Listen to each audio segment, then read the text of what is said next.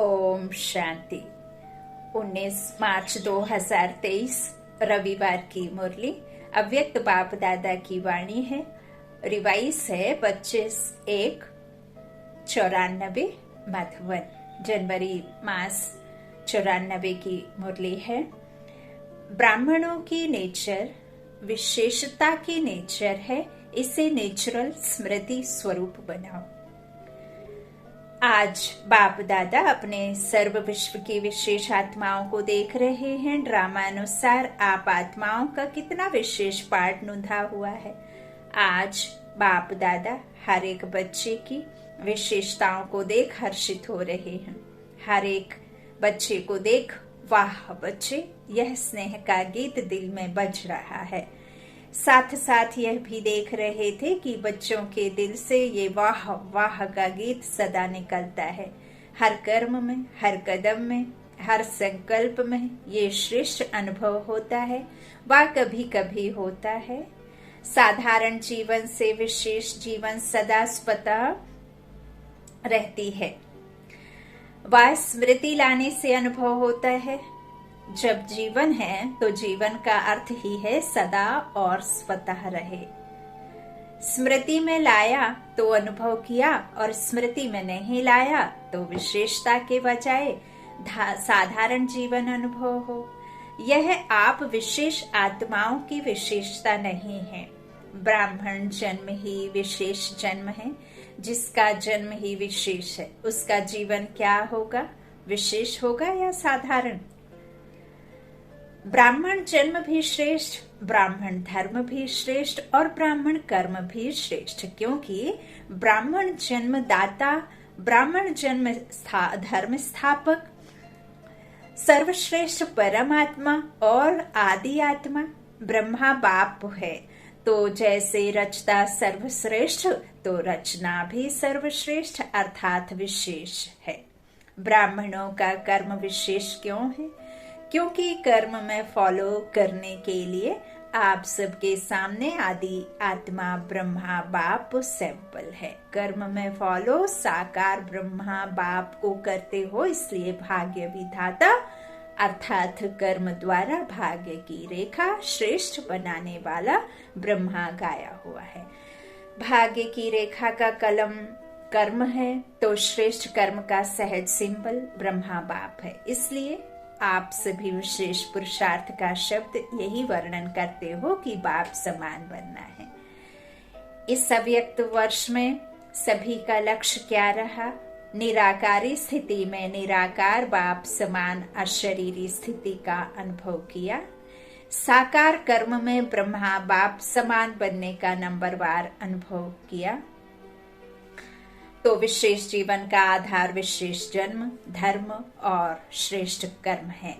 जैसे लौकिक जीवन में भी अगर किसी आत्मा का जन्म विशेष राज परिवार में हो, राजकुमार हो व राजकुमारी हो, तो यह विशेषता जन्म की होने के कारण हर समय सदा और स्वतः रहती है। बार बार स्मृति में लाते हैं कि मैं राजकुमारी हूँ। स्वतः रहती है ना, स्मृति में लाने की आवश्यकता नहीं है। सहज याद होती है ना। पुरुषार्थ करते हैं क्या कि मैं राजकुमार हूँ, राजकुमारी हूँ? नहीं ना। तो इस तरह चाहे कर्म अपनी रुचि के कारण कितना भी साधारण हो, लेकिन अपने जन्म की विशेषता भूल जाते हैं क्या? नेचुरल और नेचर बन जाती है। तो आप ब्राह्मण आत्माओं की नेचर क्या है? विशेष है या साधारण है? विशेष है। वैसे भी हम बच्चों को उस ईश्वर ने कोटों में कोई में भी कोई विशेष आत्मा चुना है, और हमारी अंदर यह शक्ति नहीं है कि हम ईश्वर को ढूंढ सकें, बल्कि ईश्वर ने खुद हमें अपने परमात्मा ने आकर, बाबा ने आकर हमें चुना है। हमारी औकात नहीं है कि हम उस ईश्वर की पहचान पा सकें जब तक वो खुद ना चाहे, और जब तक वो ड्रामा के सीन में उसका कर्तव्य ना हो तब तक। तो इस तरह आप विशेष हैं। और बाबा ने कहा भी है, यदि आप झूठे मान शान और इस लौकिक नाम मान में ही रहेंगे तो आपको कभी भी खुशी नहीं मिलेगी, क्योंकि यह सब झूठा है। यदि आप स्व खुद के पीछे मान अर्थात स्वमान में रहेंगे तो आपके साथ में अपने आप स्वतः ही मान लगा रहेगा। आपको विशेष आत्मा बनने का पुरुषार्थ नहीं करना है, आप विशेष हो, लेकिन विशेष कब? जब आपके अंदर में वो विशेषताएं होंगी तब आप विशेष कहलाएंगे, है ना। आपके समझ लेने से नहीं, आपके स्वरूप में वो विशेषताएं दिखनी चाहिए। और मैं मास्टर सर्वशक्तिमान हूँ, मैं बाबा के ज्ञान को पाने वाली और उसे धारण करने वाली आत्मा हूँ, मैं हूँ विशेष। है मुझे प्राउड कि मेरे बाबा ने मुझे गुण देख करके चुना है, भल एक गुण भी क्यों ना हो, है ना। तो इस तरह बाप समझाते हैं कि आप साधारण हो या विशेष हो। अभी भी कोई कोई बच्चे जब कोई साधारण कर्म कर लेते हैं तो बाप दादा के आगे अपने को निर्दोष सिद्ध करने के लिए क्या कहते हैं? मैं चाहता नहीं था, वह चाहती नहीं थी कि ये कर्म करूं, लेकिन मेरी नेचर है इसलिए हो गया। वैसे ये कहना व सोचना यथार्थ है। मैं कौन? ब्राह्मण जीवन वाले हैं ना, तो ब्राह्मण जीवन वाली आत्मा ये सोच सकती है कि ये मेरी नेचर है, यह कहना राइट है? आप खुद से पूछें। बाबा कहते हैं, बाबा ने बुद्धि रूपी दर्पण दिया है, उसमें चेक करें, चेंज करें खुद को। ज्ञान अर्थात खुद को बदली करना, है ना। तो ज्ञान पहले खुद को बदलो, तब फिर विश्व परिवर्तन होगा। पहले विश्व परिवर्तन हो जाए फिर हम बदलेंगे, तो यह तो संभव नहीं है। तो बाबा कहते हैं ये मेरी नेचर है, यह कहना राइट है क्या? तो उस समय क्यों बोलते हैं? उस समय ब्राह्मण नहीं बोलता, माया बोलती है। तो जैसे ये साधारण नेचर व मायावी नेचर नेचुरल काम कर लेती है ना, इसलिए कहते हैं चाहते नहीं थे लेकिन हो गया। तो ब्राह्मण नेचर अर्थात विशेषता की नेचर भी नेचुरल होनी चाहिए। नेचुरल चीज सदा रह सकती है, तो विशेष जीवन की स्मृति नेचर के रूप में नेचुरल होनी चाहिए। वह कभी भूलना कभी याद होना चाहिए। अब आपने इस फीमेल का वस्त्र पहन रखा है, तो आप ये तो नहीं सोचते ना, इसे याद करने के लिए आपको बार बार इसमें जाना तो नहीं पड़ता ना कि मैं फीमेल का वस्त्र पहनी हूँ, मैं स्त्री हूँ या मैं बहन हूँ या माँ हूँ या जो भी हूँ, इस तरह से। आपको बार बार उसके लिए पुरुषार्थ नहीं करना पड़ता ना, नेचर है वो। तो इसलिए बाबा क्या कहते हैं, नेचुरल होनी चाहिए, नेचुरल चीज सदा रह सकती है। तो विशेष जीवन की स्मृति नेचर के रूप में नेचुरल होनी चाहिए, वह कभी भूलना कभी याद होना। तो सदा स्मृति स्वरूप में रहो कि मैं आत्मा अशरीर हूँ, मैं आत्मा अलग हूँ, शरीर अलग है। मैं यहाँ बैठकर इस शरीर के द्वारा कर्म करने वाली आत्मा हूँ। और बाबा ने यह भी कहा है कि आप कभी भी जब बात करते हैं किसी से, तो मैं आत्मा भाई से बात कर रही हूँ, यह कोई मुख से कहने की नहीं, यह आपको समझना है कि सामने मैं किससे बात कर रही हूँ। और मैं परमात्मा की संतान हूँ, मैं बिंदु हूँ, परमात्मा भी बिंदु है, और यह ड्रामा को भी बिंदु रखते जाइए। तो बाबा कहते इसलिए यह सदा रहनी चाहिए, स्मृति लाने वाली नहीं, स्मृति स्वरूप। इसलिए बाप दादा देख रहे थे अव्यक्त वर्ष समय प्रमाण समाप्त हुआ, लेकिन बाप दादा समान स्वयं को संपन्न बनाया। इस अव्यक्त वर्ष का विशेष लक्ष्य रखा कि अव्यक्त अर्थात फरिश्ता स्वरूप बनना और बनाना है, उड़ती कला में रहना है। सभी ने यह लक्ष्य रखा था ना। फिर रिजल्ट क्या निकली? अपने आप को चेक किया, फरिश्ता भव का वरदान भी वरदाता से मिला, तो वरदान और लक्ष्य दोनों की स्मृति से कहाँ तक सफलता अनुभव की है, ये सूक्ष्म चेकिंग स्वयं की। वह ये सोचा कि अव्यक्त वर्ष पूरा हुआ, यथाशक्ति जितना भी अनुभव किया उतना ही ड्रामानुसार ठीक रहा। समझा लिया अपने मन को। वर्ष परिवर्तन के साथ साथ स्व परिवर्तन की गति क्या रही, इस विधि से चेक किया। जैसे वर्ष समाप्त हुआ वैसे स्वयं लक्ष्य और लक्षण में संपन्न बने। वह ये सोचते हो कि इस वर्ष में और बन जाएंगे, समय और स्वयं की गति समान रही। वैसे तो समय से भी स्वयं की गति तीव्र होनी है, क्योंकि समाप्ति के समय को लाने वाली आप विशेष आत्माएं निमित्त हो। तीव्र गति से वर्ष तो संपन्न हो गया, मालूम हुआ वर्ष कैसे पूरा हो गया। तो चेक करो मुझ विशेष आत्मा की परिवर्तन की गति तीव्र रही व कभी तीव्र कभी मध्यम रही, और कभी रही ही नहीं। तो फरिश्ता अर्थात जिसका पुराने संस्कार और संसार से रिश्ता नहीं, वो फरिश्ता बन सकते हैं। तो चेक करो पुराने संसार की कोई भी आकर्षण, चाहे संबंध रूप में, चाहे अपने देह की तरफ आकर्षण व किसी देहधारी व्यक्ति के तरफ आकर्षण। और पुराना किसे कहा बाबा ने? संस्कार पुराने कौन से हैं? रावण राज्य के संस्कार, द्वापर से अब तक के कलयुग तक के संस्कार है ना, तो उन्हें बाबा ने पुराने संस्कार कहा। तो ये चेक करना है कि किस तरफ आपका आकर्षण है। कोई वस्तु की तरफ आकर्षण कितने % में रही, ऐसे ही पुराने संस्कार की आकर्षण चाहे संकल्प रूप में, वृत्ति के रूप में, वाणी के रूप में, संबंध संपर्क अर्थात कर्म के रूप में कितनी % रही, फरिश्ता अर्थात कर्म के रूप में कितनी % रही। फरिश्ता अर्थात लाइट, बाबा ने लाइट कहा। लाइट माना हल्का होना। जब तक आप इस 5 तत्व के बने शरीर के संबंध संपर्क में आते रहेंगे, जब तक आप इस शरीर के सुख सुविधाओं में, भौतिक सुख सुविधाओं में दौड़ लगाते रहेंगे, जब तक इस शरीर के जो भी सुख है उसके पीछे भागते रहेंगे, उस बोझा के नीचे दबा कर खुद को रखेंगे, तब तक आप हल्के लाइट नहीं बन सकते। लाइट अर्थात फरिश्ता, हल्के हो जाना, इस 5 तत्वों की दुनिया से परे उठ जाना।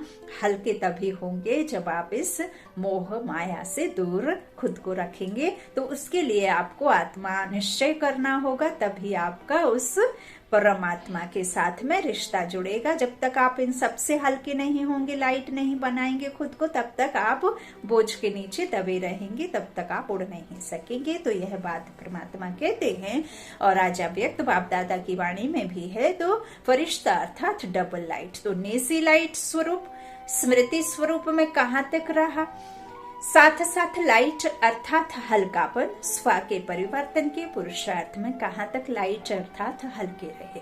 मन अर्थात संकल्प शक्ति में व्यर्थ को समर्थ में परिवर्तन करने में अर्थात व्यर्थ के बोझ को हल्का करने में कहाँ तक सफल रहे। इसी प्रकार व्यर्थ समय, व्यर्थ संग, व्यर्थ वातावरण, इस सब में कहाँ तक परिवर्तन करने में हल्के रहे। ब्राह्मण परिवार के संबंध में, सेवा के संबंध में कहाँ तक हल्के रहे। कितना सारा होमवर्क दिया है ना करने के लिए आज। तो इसको कहा जाता है फरिश्तापन के तीव्र गति की स्थिति। और देखिए ईश्वर हमें पढ़ाते हैं, और ईश्वर हमें पढ़ाते हैं इसीलिए ताकि हम समर्थ हो जाएं, समर्थी में आ जाएं। तो कितना सारा बाबा कहते हैं, अगर हम बाबा के 6-8 पॉइंट ही मनन चिंतन करने में लग जाए तो हमारे 24x7 आवर्स पता ही नहीं चलेंगे, है ना, कि कहाँ खत्म हो गए। हमें व्यर्थ में उलझने सुलझने की जरूरत ही नहीं पड़ेगी, हमें भारीपन लाने की आवश्यकता ही नहीं है। हाँ? तो बाबा कहते हैं चेक करो कि कहाँ तक हल्की रहे। इसको कहा जाता है फरिश्ता पन के तीव्र गति की स्थिति। इस विधि से चेक करो और भविष्य के लिए चेंज अर्थात परिवर्तन करो। अपने ब्राह्मण जन्म की विशेषता को नेचुरल नेचर बनाना, इसको ही सहज पुरुषार्थ कहा जाता है। सिर्फ एक विशेष आत्मा हूँ, इस स्मृति स्वरूप में स्थित हो जाओ तो बाप समान बनना अति सहज अनुभव करेंगे, क्योंकि स्मृति स्वरूप सो समर्थी स्वरूप बन जाते हैं। वर्ष तो पूरा हुआ, बाप दादा रिजल्ट तो देखेंगे ना। तो रिजल्ट में यथाशक्ति मेजॉरिटी हैं और सदा शक्तिशाली यथाशक्ति के मेजॉरिटी में मिनॉरिटी हैं। स्मृति दिवस भी बहुत स्नेह से मनाया, विशेष जैसे स्नेह से मनाया वैसे स्नेह का सबूत बाप समान स्मृति स्वरूप बनना ही है। सुना रिजल्ट? आगे क्या करना है? यथाशक्ति या सदा शक्ति स्वरूप। तो देखो बाबा कहते तो देखेंगे इस वर्ष में मेजॉरिटी सदा शक्तिशाली का सबूत कहाँ तक देते हैं। टीचर्स क्या समझती हो, किस लाइन में आएंगे? सदा शक्तिशाली, सबका टीवी में फोटो निकल रहा है। कौन से टीवी में? शिव जी के टीवी में, है ना। जो ना 3G है, ना 4G है, ना 5G है, वो है शिव जी का नेटवर्क, जो सदा जागता, जो सदा अपने कैमरे की निगरानी में, CCTV कैमरे में रखते हैं। तो इस तरह से सबका क्या निकल रहा है टीवी में? फोटो। क्या भी हो जाए, कैसी भी परिस्थिति बन जाए, लेकिन सदा शक्तिशाली। नाम नोट होते हैं ना, कौन कौन किस ग्रुप में आए। अभी टीचर्स का सम्मेलन होने वाला है ना, तब तक की रिजल्ट सभी टीचर्स की क्या होगी? जिसको करना होता है वो कब को नहीं सोचता है। दृढ़ संकल्प का अर्थ है अब, साधारण संकल्प का अर्थ है कब हो जाएगा। तो कब वाले हो या अब वाले हो। शक्ति सेना बहुत बड़ी सेना है, कब वाली हो या अब वाली हो। पांडव क्या समझते हो? देखो, नाम सबके नोट हैं, अभी नाम नहीं सुनाते हैं, आखिर वो समय भी आ जाएगा जो नाम सुनाएंगे, समझा।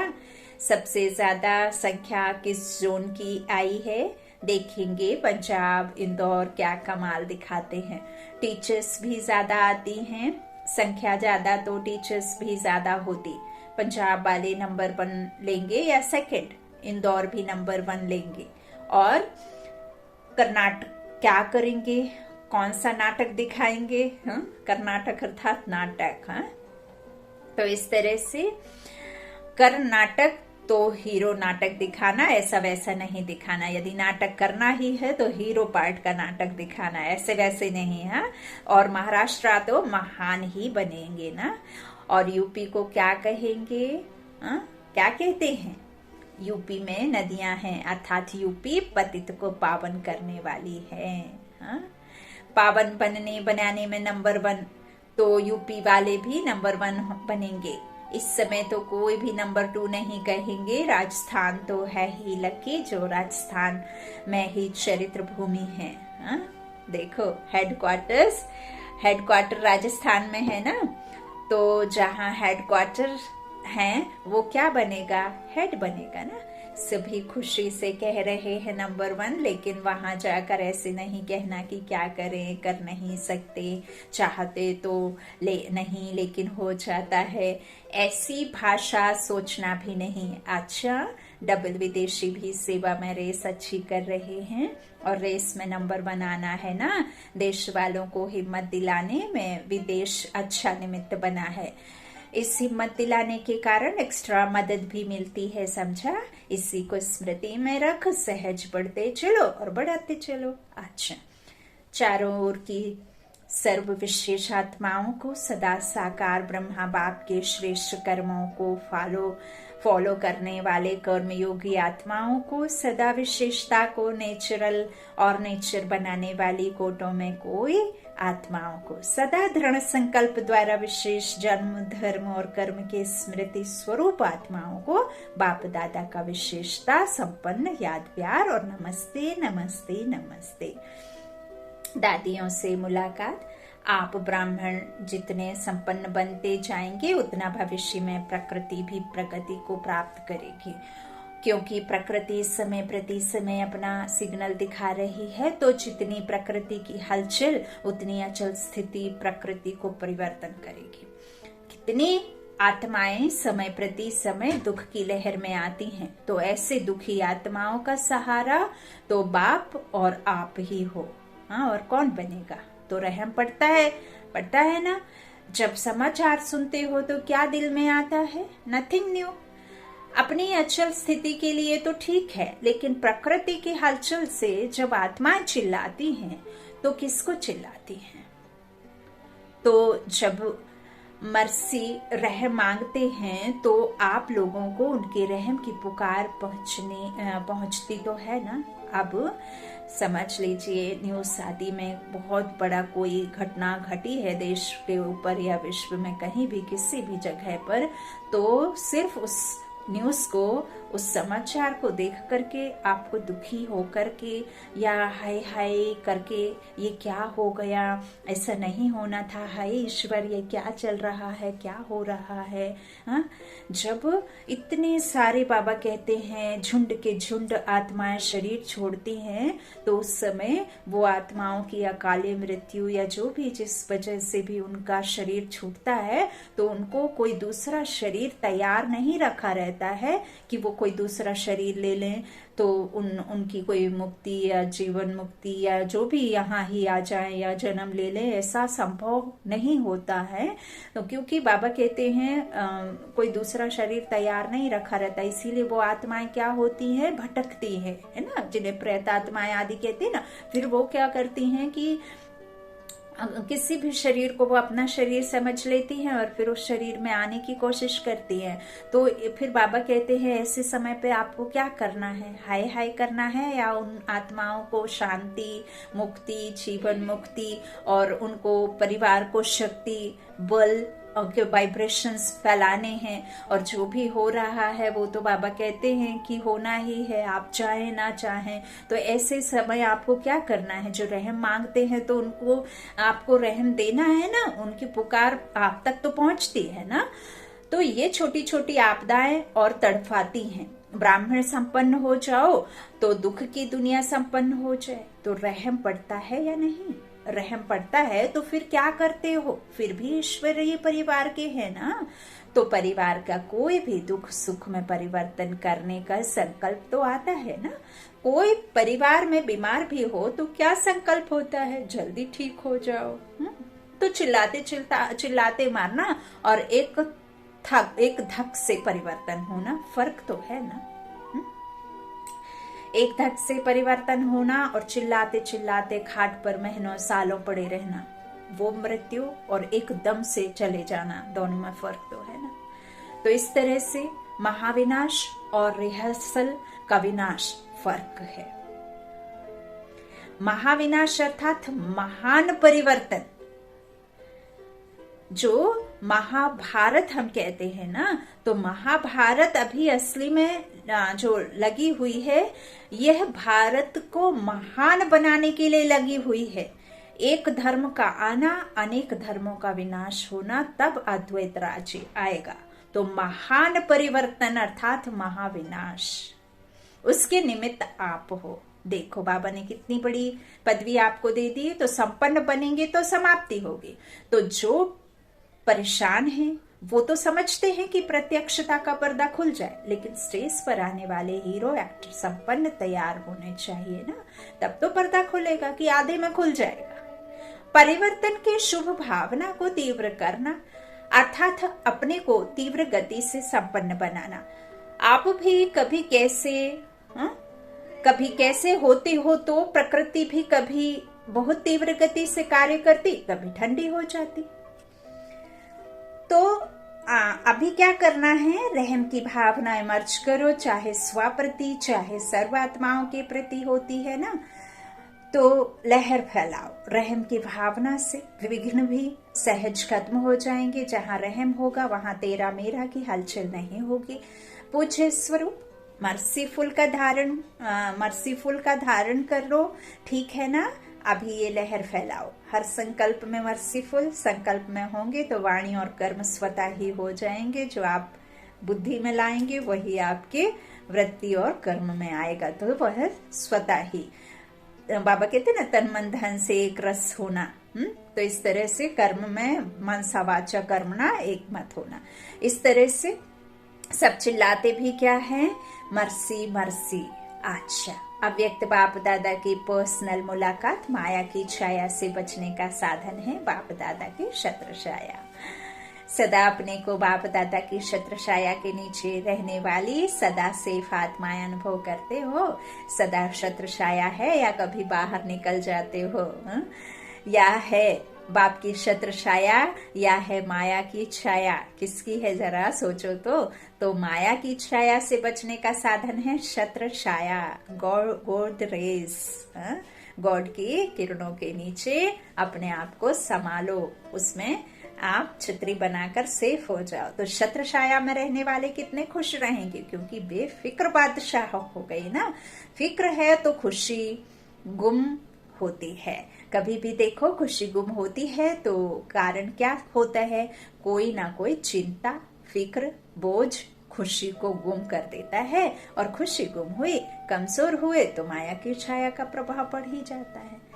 कमजोरी माया का आह्वान करती है, जैसे शारीरिक कमजोरी बीमारियों का आह्वान करती है, तो आत्मिक कमजोरी माया का आह्वान करती है। फिर उस छाया से निकलने में कितनी मेहनत करनी पड़ती है। अगर माया की छाया स्वप्न में भी बढ़ गई तो स्वप्न भी परेशान करेगा। गंदे सपने आते हैं, कोई ऐसी बिकारी सपने आ जाते हैं तो कितना आपकी नींद टूट जाती है, फिर कितना मुश्किल पा करके लगती है और फिर बार बार उसी बात पर हम फोकस करते हैं। तो इस तरह से कितना परेशान हो जाते हैं। और फिर ब्राह्मण से क्षत्रिय बन जाते हैं तो युद्ध करनी पड़ती है। क्षत्रिय जीवन मेहनत की है और ब्राह्मण जीवन खुशी की है। तो क्या पसंद है, कभी कभी युद्ध करनी पड़ती है। युद्ध करना अच्छा लगता है। छोटे से भी व्यर्थ संकल्प की छाया कितनी मेहनत कराती है। इसलिए सदा बाप के याद की छत्र छाया में रहो। याद की छत्र छाया है तो सदा काल के लिए छत्र छाया में रहना आता है, कभी कभी के लिए नहीं। सदा विनाशी बाप है ना, तो वर्षा भी सदा का लेना है। सदा खुश रहने वाले छत्र छाया अर्थात खुश रहना। बेफिक्र होंगे ना, सब फिक्र बाप को दे दिया कि एक दो संभाल कर रखा है, क्या करें कैसे करें, ये शब्द फिक्र के हैं। बेफिक्र के बोल सदा विजय के होते हैं, क्या कैसे के नहीं होते। तो सदा ये याद रखो कि हम सभी बाप की छत्र छाया में रहने वाले हैं, चक्कर लगाने वाले नहीं हैं। संकल्प में भी चक्कर में आए तो चक्कर में आने वाले चकनाचूर हो जाएंगे। आप तो अमर हो ना, अमर हो गए तो ये स्मृति सदा ही स्वयं भी बेफिक्र और दूसरों को भी बेफिक्र बनाती रहेगी। सदा खुश में ये गीत गाते रहेंगी, पाना था वो पा लिया। बच्चा बनना माना पाना, बच्चा बने अर्थात पा लिया। बच्चा होता ही है घर में, जैसे ही और कहते हैं घर में बारिश आया अर्थात बाप की प्रॉपर्टी बच्चे की हो गई। तो जैसे ही आपका अलौकिक जन्म हुआ और आपने जैसे ही अपने आप को निश्चय किया कि मैं आत्मा परमात्मा की संतान हूँ, निश्चय होना, आपको निश्चय नहीं होगा, एक बल एक भरोसा नहीं होगा तो आप कभी निश्चिंत नहीं होंगे। हमेशा कुछ ना कुछ क्या हो जाएगा, अनिश्चित बुद्धि बन जाएंगे, है ना। तो इस तरह से बच्चा बनना माना पाना, बच्चा बने अर्थात पा लिया। अच्छा, वरदान है सर्व रूहानी खजानों से संपन्न बन सदा संतुष्ट रहने वाले ऑलराउंड सेवाधारी भव। अथक सेवाधारी होना है। ऑलराउंड सेवाधारी अर्थात मास्टर सुखदाता, मास्टर शांति दाता, मास्टर ज्ञान दाता। दाता सदा संपन्न मूर्त होते हैं, जैसा स्वयं होंगे वैसा औरों को बनाएंगे। रूहानी सेवाधारी अर्थात एवर रेडी और ऑलराउंड। ऑलराउंडर वही बन सकते जो संपन्न है। संपन्न ही संतुष्ट होंगे और सबको संतुष्ट करेंगे। किसी भी प्रकार की आपत्ति असंतुष्टता पैदा करती है। संतुष्ट रहने और संतुष्ट करने की विधि है संपन्न और दाता बनना।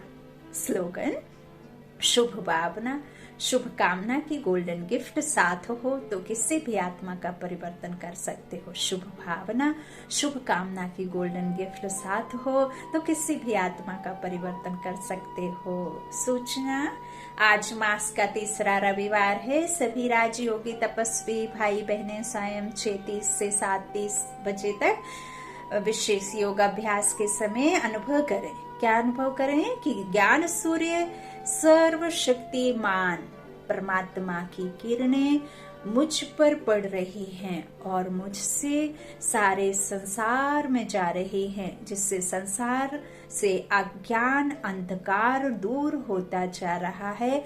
इस अभ्यास में थोड़ा खुद को टिकाएंगे। सबसे पहले ज्ञान सूर्य की किरणों में खुद समा जाएंगे और फिर खुद को ऐसा महसूस करेंगे कि मैं मास्टर ज्ञान सूर्य सर्वशक्तिमान हूँ और इस संसार की सारी जो भी अज्ञान अंधकार है वो दूर हो रहा है ना।